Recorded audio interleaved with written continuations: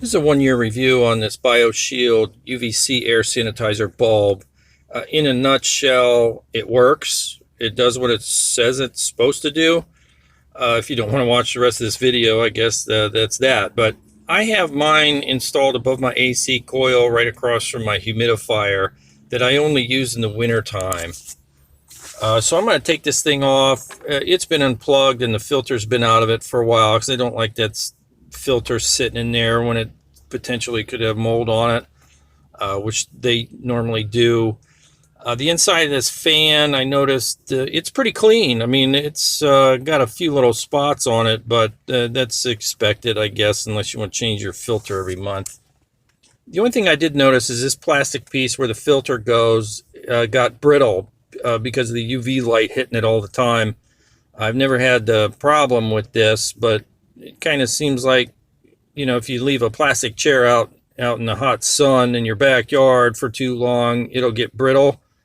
I think that's kind of what happened here, UV damage to that. So that's about the only thing I could find so far. The filter on the furnace side, on the AC side, is nice and clean where the light hit it, and the back side, a little bit moldy, a little bit of mildew, you know, some calcium or whatever deposits on the filter, but that thing's too thick for that light to go all the way through it. So I think I change mine every 2 months or month and a half in the wintertime, so that's not too bad there. Got my UV shades on. I'm gonna stick my head in here and look around. I decided to do this when I got this new AC put in, because in the past I've had a little bit of mildew here and there on the ductwork and inside the inside there. I don't know if it's a combination of the humidifier and the AC, or one or the other. All I know for sure is that I did have some mold growing in here periodically.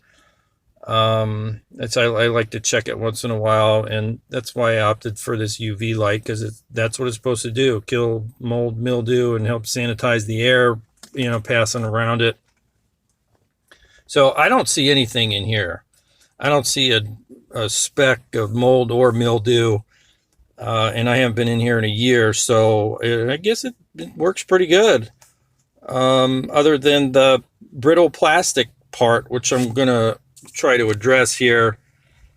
As far as the bulb goes and inside there, I'm real happy with the way it performed. So I'm going to go ahead and change the bulb. Electrical connection, quarter turn, that pops off of those pins, and then the actual part that goes into the furnace there, that's all one piece. So it's got a little retaining clip on it. You know, make sure you pop that up so you can turn it, and that turns a quarter turn also. I have a installation video on this also if you want to check that out, or you need replacement parts. I got some links in the description there. So we'll change this bulb out. I'm not sure if you're supposed to touch the new bulb with your bare hands, but basically there's just a retainer nut that kind of holds that, kind of cinches that bulb on there. You just pull that out. Straight out. There's just 4 pins on those and just go straight in. But the new bulb, I know some bulbs you're not supposed to touch with your bare hands because the oil on your hands might you know, shorten the lifespan of the bulb. I didn't look into that. I just thought I'd better be safe than sorry, and I just grabbed a paper towel. No big deal. Make sure those pins are oriented the right way. It doesn't matter which way they go, really, as long as they get it gets seated all the way down in there before you tighten that nut. And then just tighten that. You don't have to crank on that either. Just hand tight and you're good to go. Stick it back in the furnace. Same way it came off. Quarter turn to the right. Righty tighty, lefty loosey. Just make sure you get that safety pin pushed in so it can't work its way loose. And then just quarter turn your power back onto it.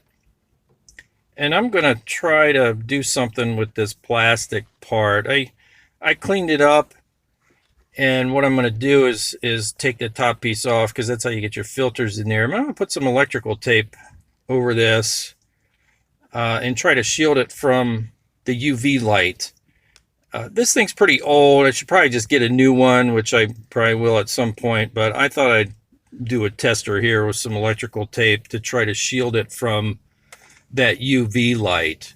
I guess the only thing I really need to make sure I do on this is make sure I can get that top piece off and be able to change my filter. So there's little pins on the top that kind of hold that top piece on there. I'm just taking my razor blade and cutting that little pin out of the tape there so I can pop that on and off and change my filter.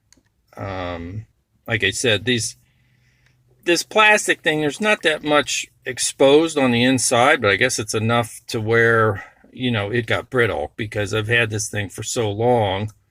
It's never done that until I put that light in, and I went to change the filter, and it was really brittle. It just kind of snapped. So going around that inside edge, like I said, there's not that much showing on the inside, but I guess it's enough to where it's doing some damage. I just want to make sure I got those pins exposed so I can get that top piece on and off to change the filter periodically. So that worked out pretty good. Like I said, I'll probably end up getting a new one at some point and just doing a tester to see if that's going to work. Plug the light back in, and that burns all the time. So I got my UV shades on just to make sure it don't burn my eyeballs. Here's a new furnace filter. Looks like it's called a tampon in some other country, but there you go.